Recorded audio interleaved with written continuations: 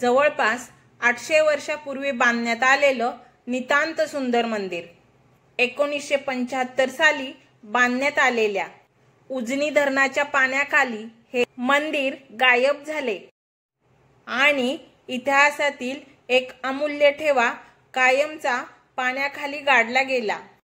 आज आपण जाऊया गेल्या 45 वर्ष सतत पाण्यात गायब होणारं पळसनाथ हे नितांत सुंदर असं हेमाडपंथी मंदिर पाहण्यासाठी।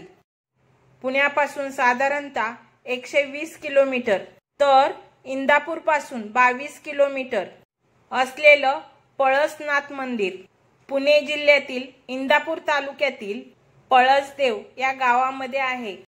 या मंदिराकडे जायचे असेल तर पुणे सोलापूर या महामार्गावरील पळसदेव या गावामध्ये यावे लागते। उजनी धरणाच्या पाण्याजवळ मासेमारीनिकांच्या काही होड्या आमच्या नजरेस पडल्या। कोणत्याही मार्गाने या मंदिराकडे जाण्यासाठी बोटीने प्रवास करावाच लागतो। जवळपास 800 पेक्षा जास्त वर्षापूर्वीचं हे नितांत सुंदर मंदिर पाहताना आपण अक्षरशः अचंबित होऊन जातो। धरणासारख्या मोठ्या प्रकल्पात अनेक गावच्या गाव उद्ध्वस्त होतात। ते लोक त्या ठिकाणाहून गेले असले तरी तेथे असलेली असंख्य प्रेक्षणीय स्थळ आणि जुनी मंदिरं जशीच्या तशी पाण्याखाली गाडली जातात। इंदापूरच्या जवळ साकारलेल्या उजनी जलाशयामध्ये देखील पळसदेव गाव पाण्याखाली गाडले गेले।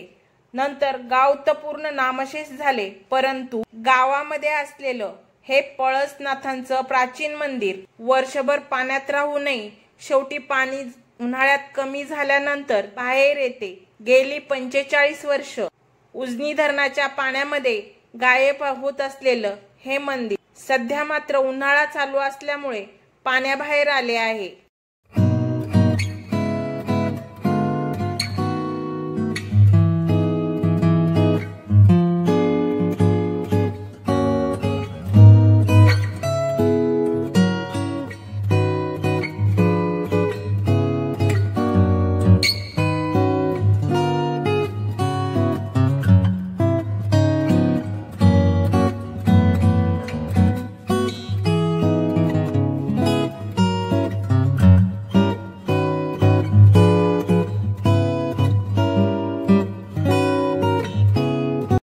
इतके वर्ष पाण्यात राहूनही या मंदिराचे शिखर मात्र व्यवस्थित आहे।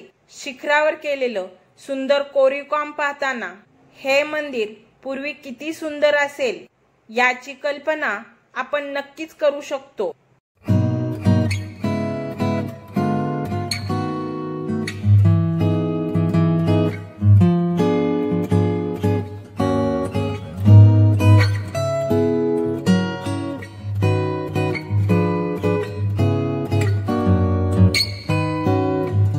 मंदिराच्या समोरच्या जागेत आजही व्यवस्थित असलेल्या जुन्या ओळ्यांचे बांधकाम पाहायला मिळते। मंदिरासमोरच्या या ओळ्या महाराणी सईबाईंचे माहेर असणाऱ्या फलटणच्या निंबाळकर घराण्याकडून बांधल्याचे सांगण्यात येते।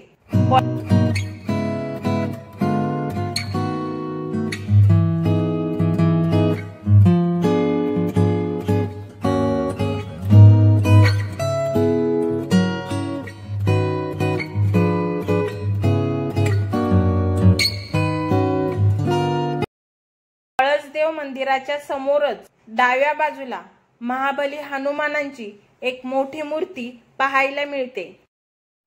पळसदेव मंदिराच्या गर्भगृहासमोर एक सभा मंडप आहे, तो पूर्णतः दगडामध्ये आहे।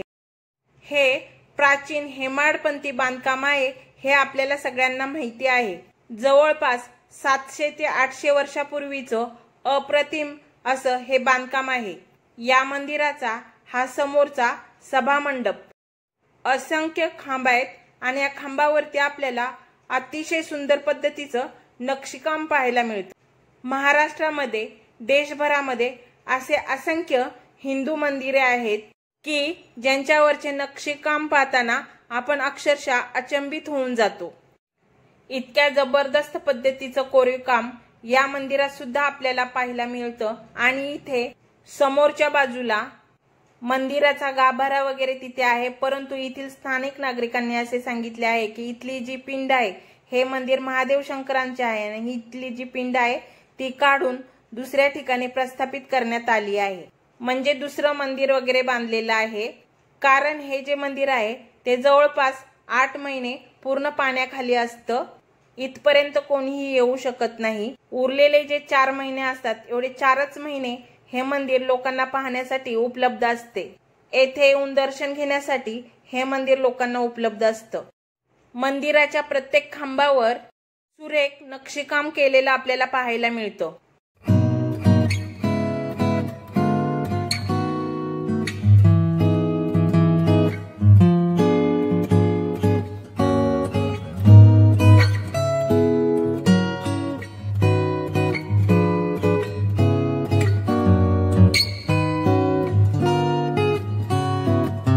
मंदिराच्या गाभाऱ्यातील दगडी चौकटीवर सुंदर कोरीव काम तसेच काही देवादिकांच्या मूर्त्या देखील कोरलेल्या तिथे पाहायला मिळतात।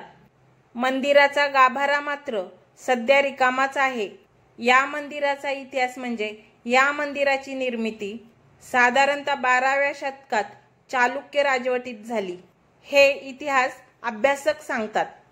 प्राचीन हेमाडपंथी शैलीतलं हे मंदिर पाहण्यासाठी उन्हाळ्यात पर्यटकांची अक्षरशः गर्दी लुटत असते। तुम्ही पाहू शकता येथील प्रत्येक खांबावरती असे नक्षीकाम आहे, कोरीव काम आहे आणि मूर्त्या देखील अशा कोरीव आणि नक्षीकाम आहे आणि हे मंदिर जवळपास 800 वर्षापूर्वीचं आहे।